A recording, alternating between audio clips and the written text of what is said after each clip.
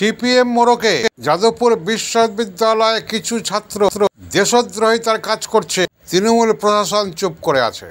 হুগলিতে স্বাভাবিক ঢঙে বিজেপি নেতা দিলীপ ঘোষ সাংবাদিক সম্মেলনে আবার স্বমহিমায়। রাজ্যের নেতৃত্বে কি আবার তিনিই আসছেন, এই ইঙ্গিতও কিন্তু স্টেট ব্যাটেই খেললেন। শুনুন তিনি কি বলছেন সাংবাদিক সম্মেলনে। ইএনসি নিউজ বাংলা থেকে আমি ডাক্তার সঞ্জয় সেন। বিজেপির ভোটার, বিজেপির ক্যাডার সবাই আছে, সবাই মিলে লড়াই করবে। পশ্চিমবঙ্গের মানুষ এখানে পরিবর্তন চাইছেন, দিল্লির মতো এখানেও তাই হবে। যতই আলাদা অফিস হোক, কটাক্ষ সুরেই বললে মুরলীধর কার্যালয় ছিল, আছে, থাকবে। মুরলীধর সেন লেনের অফিস আমাদের কাছে একটা ঐতিহাসিক স্মৃতি জড়িত। ডাক্তার শ্যামাপ্রসাদ মুখার্জি আমাদের স্রষ্টা, তিনি ওখানে বসেছেন। ওখান থেকে জনসংঘ থেকে শুরু হয়েছে পার্টি চলে, এটা এখনও আছে। এটা আমাদের কাছে প্রেরণার জায়গা। পার্টির পার্টি বড় হয়েছে, কাজের সুবিধার জন্য বিভিন্ন জায়গায় অফিস নেওয়া হয়, কিন্তু এখনো সেই 6 নম্বর মুরলীধর সেন লেন আছে। সেখান থেকে কি কোনো নতুন সমীকরণ ছাড়ছি না, ওইখান থেকে পার্টি জিতবে। আরেকটা বলছি, রাজ্য সভাপতি কবে ঘোষণা হবে সেটা আমি বলতে পারবো, নাড্ডাজি বলতে পারবো। বলছি দাদা, উত্তর 24 পরগনার পানিহাটি চেয়ারম্যানকে মুখ্যমন্ত্রী পদত্যাগ করার নির্দেশ দিলেন এবং পদত্যাগ করলেন। এ ব্যাপারে বিজেপি নেতা বলেন, দুর্নীতি ধরতে গেলে তো সমস্ত চেয়ারম্যানকে পদত্যাগ করতে হবে, মেয়রকেও করতে হবে, কিন্তু করবে কি? লোক দেখানোর জন্য একজনকে করিয়ে নাই, তাহলে পার্টি উঠে যাবে। ঠক বাঁচতে গেলে তো গাঁ উজাড় হয়ে যাবে। এটা টিএমসি আজকাল, দুষ্টতাকারী, সমাজবিরোধী, চোর, সব টিএমসিতে। তেমন গুলি বন্দুক চলছে, খুন খারাপই হচ্ছে নিজেদের মধ্যে, অন্যের বাইরের লোককে লাগতে হচ্ছে না। তো সেই জন্য আজকে পার্টিটা এরকম অবস্থায় আছে, মানুষ বুঝে গেছে, তাই 26-এর অপেক্ষায় আছে সবাই।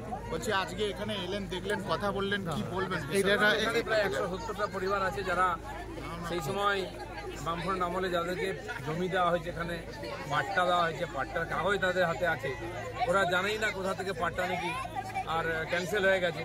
তাই এখানে জোর করে পুলিশ পাঠিয়ে জমি দখল করার চেষ্টা চলছে, ওনারা বাধা দিচ্ছেন। আমরা বলেছি 40 বছর ধরে আপনারা এখানে বসতি করেছেন, জমি ভোগ করছেন, আপনাদের অধিকার আছে, কাগজ আপনাদের কাছে আছে, ছাড়বেন না। বাকি কোর্টে লড়াই চলবে।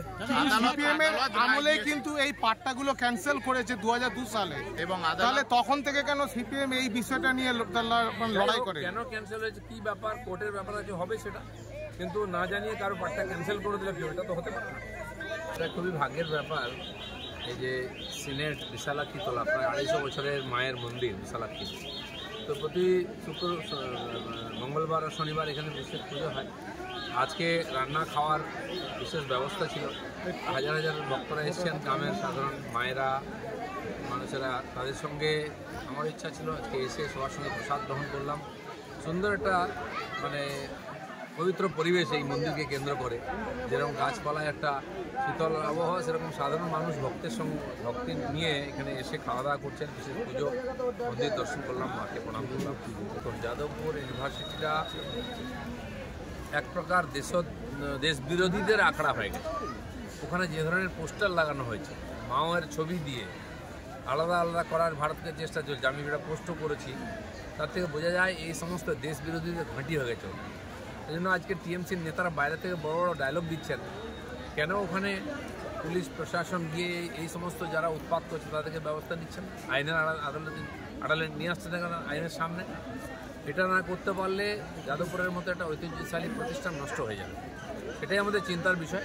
রাজনীতি করুন সবাই, আর তারপরে মন্ত্রী গেলে মন্ত্রীকে ঘেরাও করা, মারা, রাজ্যপালকে, কেন্দ্রীয় মন্ত্রীকে আক্রমণ করা, এটা কী ধরনের ইনস্টিটিউট, কী ধরনের ছাত্র তারা, যারা গায়ে হাত তুলে মন্ত্রী, তারপর নাটক করছে, গাড়ির নিচে বসে কি চাপা দিয়ে দিচ্ছে, তোকে গাড়ির তলায় যেতে কে বলেছে?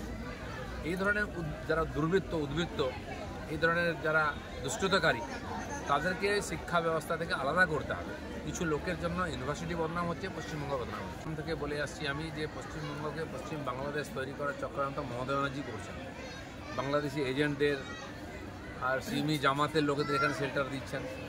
এখন তো ওখানে যারা আন্দোলন করছে তারাও ঢুকে পড়ছে এখানে, রোহিঙ্গা অনুপ্রবেশকারীরা আগের থেকে আছে, এরাই দাপিয়ে বেড়েছে, জায়গায় জায়গায় জমি জায়গা দখল করে জোর করে বসে যাচ্ছে। আর হিন্দু তীর্থস্থান মন্দিরকে অপবিত্র করা হচ্ছে, ভাঙা হচ্ছে। দুর্গা পুজো, কালী পুজো, সরস্বতী পুজোতে মূর্তি ভাঙা হয়েছে। এটা অতি সাধারণ ঘটনা হয়ে গেছে, মানে পশ্চিম বাংলাদেশ বানানোর পুরো প্ল্যান সেটা এখন বাস্তবায়িত করা হচ্ছে। তৃণমূল জেনে গেছে যেভাবে ইলেকশন কমিশন এবং ভারতীয় জনতা পার্টি এখানে লেগেছে ভুয়ো ভোটারদের বাদ দেওয়ার জন্য, আমরা কমপ্লেন করছি বুথ থেকে। তো ছাঁটাই হয়ে গেলে লক্ষ লক্ষ 40-50 লক্ষ ফলস ভোটার চলে গেলে ওরা জিততে পারবে না।